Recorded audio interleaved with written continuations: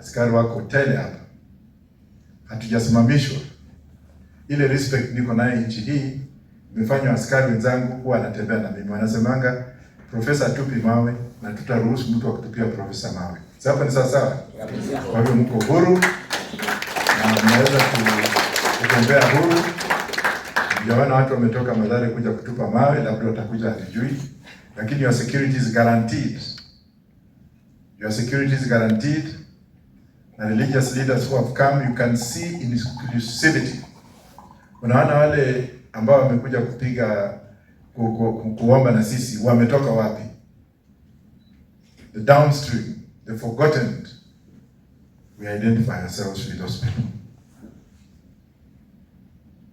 As a party, we continue to advocate for number one, economic liberation through industrialization and innovation. Industrialization and innovation. Tunataka kila Mkenya awe na akili za kutengeneza pesa, independent entrepreneurship. Mambo ya reliance na ile masomo ya kwenda kusoma na usome uende kwa ofisi ukae, hiyo hatutaki. Ukienda Japan, Mjapanisa anafundishwa, mtoto Mjapanisa akizaliwa anapewa toys na anaambiwa sasa hii ndio itakuwa kazi yako. That's why I have so many cars coming from Japan. It's not because they studied in the university. They studied from their mother's homes. When they grow up, they grow with that culture of industrialization in their mindset. Ikiwa ni construction, ikiwa ni labor issues concerning digitalization, utaona mtoto mdogo Japan na mtoto mdogo China anajua kuhudumia nchi yake. Lakini hapa education systems and educational standards tutaangalia tukiendelea. Legalization and regulation of industrial hemp for medical or medicinal industrialization, research and economic purposes. Nitaongea hapo kidogo. Hizi nguo ninavaa hizi ni hemp. Hemp ndio ile mti naongea juu yake. Tingiza mti. Hiyo hemp ndio unaona sasa Uganda pia wameenda wamesema hapana, huyu profesa alizungumza hivi. Huyu mtu yuko na akili sana. Hawa wanaendelea kulala lakini sisi wacha tupande. And they copied a leaf from Israel. Mapasta mko hapa.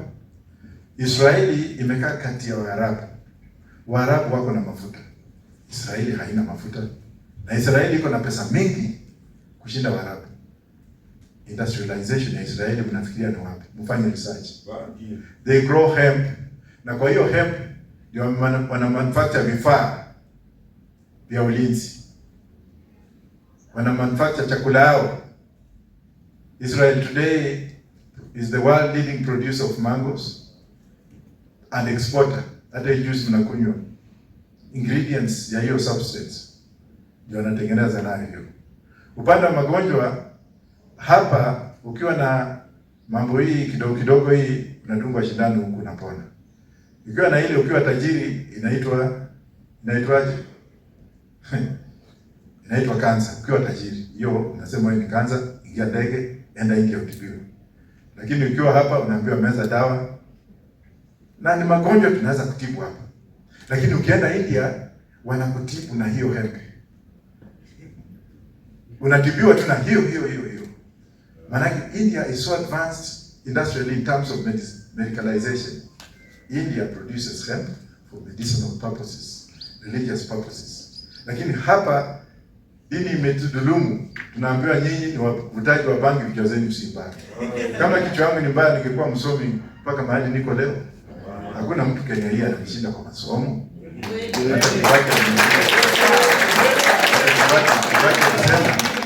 Wakati Kibaki alinikuta Uingereza akasema wewe rudi nyumbani tu.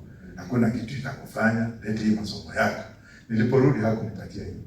Lakini ile kitu ya maana ni kuwa huru. Na nilipoanzisha hii maneno, nilienda kwa kanisa. Nikasema mimi nimekuja kuokoka, mniokolee. Kenya imeumia, Kenya inaungua na tunaona mambo inaendelea. Mimi nataka kuwa president. Wakaniuliza, president, hebu ongea. Nikasema sasa mimi najua kama ningetumia lugha hemp hawangesikia. Nikasema mimi naenda kuwadhilisha bangi. Nilifukuzwa. Bangi. Sasa nikasema sio bangi ya kuvuta. Hiyo babu zetu wamevuta mpaka wakaishi miaka 150, miaka 120. Hiyo hawakufa. Hata watoto wakiwa na magonjwa ya marasmus walikuwa wanapulishwa moshi, mtoto anapona. Nimesema ama sijasema?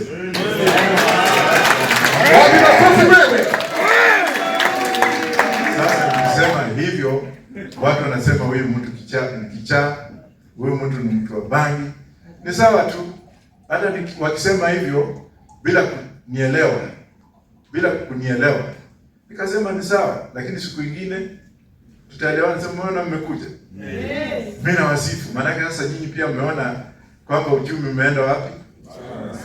Niendelee kidogo. Unajua hili kama mwanzo tu. Karibu profesa, karibu. Ingawa hata maprofesa pia wameanza kuingia, wacha tu. Wapi ndio ya profesa wetu wewe? Makofi yake jamani. Very important. Job creation and entrepreneurship. Tunataka watoto wetu waende shule ya kutengeneza rasilimali. Mtoto akitoka shule, the child should be independent, entrepreneur. Atengeneze boxes zake pale, atengeneze mkokoteni yake, atengeneze kibanda cha kupika chai, na aendelee namna hiyo. Na ile kitu kingine ningependa kusema, ile upande wetu wa siasa katika Kenya hii, siasa ile tuliadapt kwa wazungu, ndio siasa imetusumbua sasa, lakini nitanung'unika hapo. Regionalization and devolution, hiyo ndio key. Tunataka turudi kwa majimbo kamili. Watu wa Mombasa pia wakikaa pale wanajua kwamba sisi tuko na nchi yetu ya Mombasa, Pwani. Watu wa Turkana wakikaa wanasema sisi ni wa Turkana. Turkanism enters into our nerves. Sisi we belong to the Turkana territory. Wakikuyu sisi ni watu wa mlima. Sisi tunafanya namna hii. Sasa tukiwa na 8 provinces, 8 republics, 8 states within a republic, I'm sorry. Devolution itakuwa kitu ya maana. Kuna mtu kutoka Narok hapa? Kama uko Narok kusimama tu na ukae. Na mwana yule kijana. Yule kijana anatoka Narok. Na yule kijana mimi ndio nimesomesha yeye mpaka university. Na yule kijana mimi ndio nimesomesha kwa masters. Nilimkuta hata akiwa na mdudu kwa mguu akiwa starehe na makamasi, nikasafisha yeye. Unaona kijana saa hizi sasini offside. Na kwa nini nasema mambo ya Narok? Sasa hiyo devolution mimi nasema iko namna hii. Narok County ina produce ngano. Narok County ina produce tourism, wanyama wako kule. Narok County ina produce wanyama ya kukula, mtura na ngozi ya ng'ombe. Is a water catchment area, is a revenue collector. Sasa Nandi County ikiwa part of the Rift Valley state na capital Nakuru na capital city ya Rift Valley, ile mazao ambayo imetoka Nandi County, Narok County, wacha wana Narok wakae katika kaunti yao, wadhibitishe sheria zao za kusema kwamba hii pesa imetoka kwa sisi. Ile kitu tunataka tufanye sasa, nataka tu prioritize our production.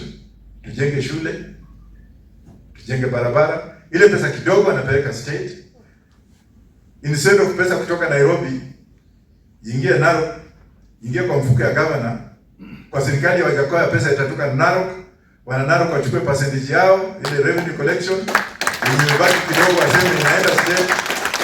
Kule Nakuru, wale wa Nakuru ndio watajadiliana na serikali kuu.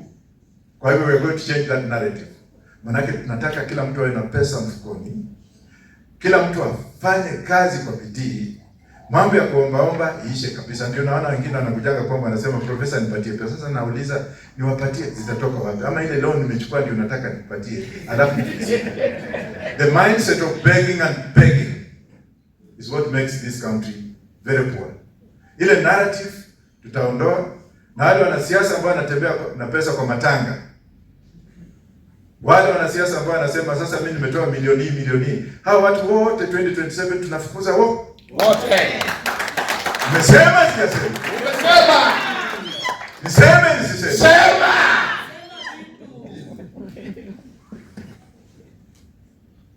Kuna watu ambao wamefanya kazi katika counties, wajalipwa pesa, Na magovernors wanajenga mansions. Governors are conduits of democracy ya wizi, corruption. How comes that mtu anakuwa elected governor today, ako na magari 16 ya kukimbiza yeye, na watu wanakufa wako kwa nyumba ya nyazi, na kuna wadudu wanauma watu kule nyumbani. Hakuna electricity. Na sasa pia wameanza mambo ya kupigiwa makofi.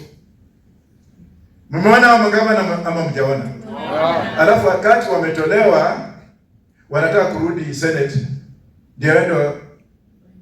So we are going to produce very harsh penalties on corruption. Wewe ukiibwa unanyonga. Kwanza utapewa tribunal, ukipatikana na hatia tunakunyongea Uhuru Park. Na tukinyonga watu 10, Kenya itakuwa shwe. Ukienda Greater Somaliland, watu wanaweza pesa zao hapo, lakini nawaambia msiweke hiyo, hatutakuwa na hiyo. Tutakuwa naweka pesa kwa benki. Ukirudi asubuhi utapata pesa yako. Ukienda China, ukiiba unanyongwa. Lakini Kenya, our system has gone beyond repair. And the only person who can repair ni Professor Wajackoya, because number one, nimekataa kuingia kwa hiyo mirongo ingine. Sisi sio one term na sisi sio two term. Sisi tuko katikati. Semeni katikati. Katikati. Sasa kuna wale wakikimbia kuja huku na huko hapa. Because we are working with Kenyans. We want to walk one journey with you guys. Hatutaki kutembezwa huko na huko. Sasa ukiniambia two term ama niambie one term. Now you don't tell me what you want me to be. Utaki kuniambia sasa nikiwa two term tutaenda wapi? What are the issues? Hao wenzangu ni wenzangu, wengine watakuja. Nataka pia mwaulize maswali. Nyinyi mnasema tuko one term. Tuko one term. Lakini what do you have to offer? Na muulize watu wa two term, what have you offered? What do you have to offer? And you, what have you offered? Then who is the best solution here? Roots Party. Roots Party. Na hiki chama belongs to you. Umeona hapa tuko hivi. Wapi mama? Where is the other lady? The women leader. Yeah, we have given women their slice in Roots Party. Hata hizo vitu zingine mmesikia hizo za kina mama. Na hata mkitaka kiti ya presidential candidate, mama, this is your home. Mnaona hata nimesema huyo ni assistant secretary general. Mdogo. That is the assistant secretary general. We are giving you opportunities. Karibu. Nairobi is sinking. Where we are, hapa ambayo tuko, ilikuwa ni swamp. Wilson Airport is swamp. We want to transform Kenya by introducing a capital city in Isiolo. Wangapi wanasema tuhamishe Nairobi tupeleke Isiolo? Tuhamishe. Ili Nairobi city ibaki financial city. We want to go and build our city with modern realities. The proximity between Isiolo and to North and South corridor. Ethiopia iko pale, Somalia iko pale, South Sudan iko pande hii, na barabara ya kwenda South Africa iko huko. Mount Kenya iko hapa na mazao yote. Wameru wote na Miraa. We build a modern technological city with a modern international airport. Modern international airport. Ambayo mazao ambayo itakuwa inachukuliwa inawekwa kwa ndege inaenda. Mambo ya employment, watu watapewa proper avenuing of the city. Hapa kumejengwa, kumeenda chini. Dodoma in Tanzania is a new capital city. Watanzania waliona Dar es Salaam ilikuwa ina sink, wamejenga Dodoma. Nigeria wamejenga Abuja. Ukienda America wameanza kujenga new cities in states. Hapa Kenya we are confined here. We don't even have breathing space. Kwa hivyo I propose to Roots Party member and our fellow Kenyans that we need to have a 22nd century mindset. We need to see far. Mimi ukiniona kama Wajakoya, mimi niko 50 years ahead of this country. Niliposema mambo ya bangi, nilidhulumishwa, nikatukanwa, lakini now is when they are seeing Museveni has legalized hiyo hemp. South Africa iko on the market. Hata wakubwa wanaona wakubwa wa serikali ya wenye wako na cancer, they are depending on that. 50 kgs ya hemp is $302 million. Tuko na Galana Guladu farms ambayo nasikia zimeenda 1 million acres. We only need 200,000 acres. Na tutalipa madeni. Watoto wataenda shule for free. There will be free medical care. There will be free transportation. We shall build undergrounds in Isiolo to ease metropolitan issues. Mambo ya mafuta hii mnalialia hapa. Those families that own hiyo mafuta, we shall force those counties, hizo families, those 4 families, na hiyo makampuni zote tutarudisha kwa wananchi. Every one of you will have a stake in those companies. How do you expect a company owner mwenye ana own kampuni ya mafuta na yeye ndiye mkubwa wa nchi, bei kija pesa zinaenda kwa nani? Bei kija whereby you have not been involved, wewe hujaulizwa, wewe ndio unatumia hii gari, wewe ndio unamwaga mafuta kwa gari, tunataka kuadhirisha tuweke mafuta ya gari, mafuta ya petroli iende juu. Unaonaje? Kuna vitwende wengine wanakaa pale Baraka wanasema tu from today petrol inaenda high. Na chakula yetu mingi inatoka kwa byproducts ya mafuta. Mtakubali hayo maneno? Alafu ukiona wenzangu ambao tuko nao kazi yao ni kukaa meeting. Wajalua unka, julunka. Koroka gileti meeting. Koro they dissect the country. Mimi nitakuwa prime minister, wewe mwingine atakuwa deputy, wewe atakuwa speaker, mimi. Alafu jioni wako juu ya gari. Ruto ni mbaya, Ruto amekonda hadi. Do we need that kind of nonsense? Let's look at issues that affect this country. Umesema sikasema? Who's party? Who's party? Let us be issue oriented.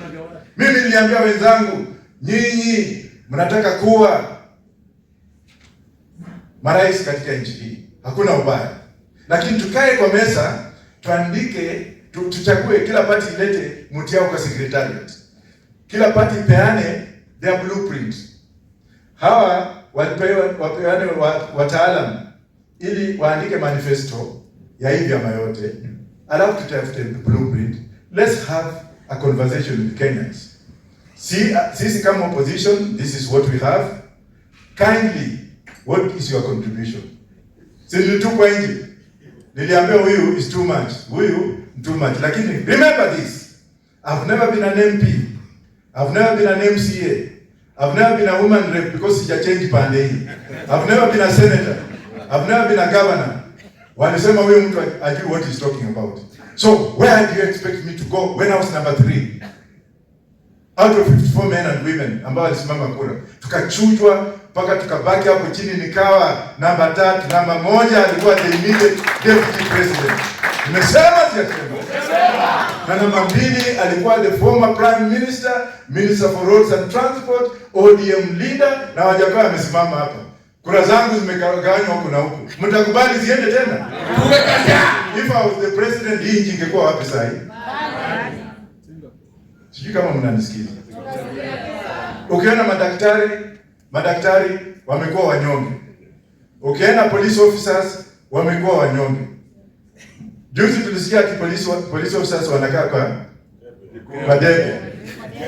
In this 21st century, our police officers should be shining, wapewe pesa ya kutosha, wapewe mamlaka na madaraka ya kutosha, wapewe magari, because security is very important. We don't need to hate our police. We need to love them like it's done in India. Ili ukifanya kosa kidogo, mnajadiliana hapo, brotherhood in the police. Mambo infrastructure. Roots Party government will include members of the armed forces. And let me make it very clear. Kuna engineering battalion katika Kenya Army. Wale ambao walijenga Uhuru Park. Tunataka hawa jamaa na ile akili wako nayo to incorporate into us, watujengee barabara, badala ya hizo pesa kupelekwa ng'ambo kwenda kuleta entrepreneurship ya corruption. Let's our Kenya army deal with this. Nimesema sijasema? Umesema. Ukienda nchi mbalimbali utakuta kwamba nchi ya Amerika, nchi ya Ulaya na nchi ya Uganda, hata South Africa, members of the armed forces are incorporated within civilians to bring discipline. Manake wale wanajua hivi. Let's work with them. I will be the first president in this country to create something that has not been there, to involve our armed forces into the economic deliberations, into economic development, into economic emancipation and economic discipline. Nimesema sijasema? Nimesema. Nitamalizia. Nikiendelea upande wa education. Upande wa education is very important. Saa hii hatujui tunaenda mbele ama tunarudi nyuma. Watoto wetu ukienda kama kule Mumias zinatoka, unakuta mtoto tudogo na bags usibuhi saa 11 usibuhi. Wanaenda shule. Wanakaa shule from saa hiyo mpaka jioni, warudi nyumbani Monday Friday. Roots Party will propose that watoto wataenda shule siku 4 in a week. Na wataenda shule 4 hours in a day. Nimesema sijasema? Ili parents have time also to enculture and put culture in their children.